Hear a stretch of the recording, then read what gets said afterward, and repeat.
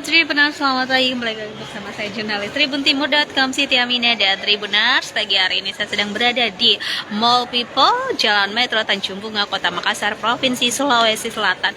Nah, Tribuners, hari ini ada kabar bahagia untuk kalian para pencari kerja di Kota Makassar, di mana Dinas Ketenagakerjaan Kota Makassar membuka event besar yakni Job Fair. Jadi pertemuan antara pencari kerja dan pelaku kerja atau perusahaan.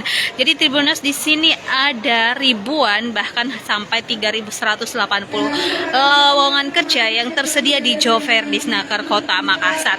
Nah, bagi kalian mungkin yang sedang mencari-cari kerja atau ingin pindah dari perusahaan satu ke perusahaan lainnya, bisa langsung datang ke Job Fair Dinas Ketenagakerjaan Kota Makassar yang ada di Mall People.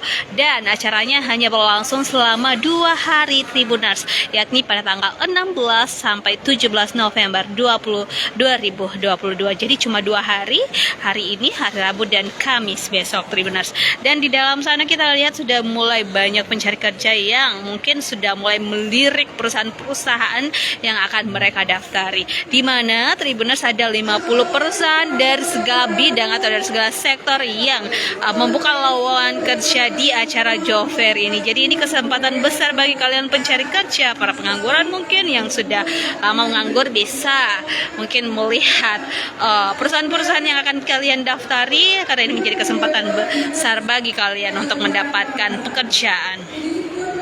Nah, Tribuners, hari ini juga pembukaan akan dilangsungkan, nanti akan dihadiri oleh Wali Kota Makassar Denny Pomanto, dan kita akan melihat-lihat dulu di dalam kira-kira perusahaan apa sih yang membuka lowongan kerja Tribuners dan kira-kira apa syaratnya.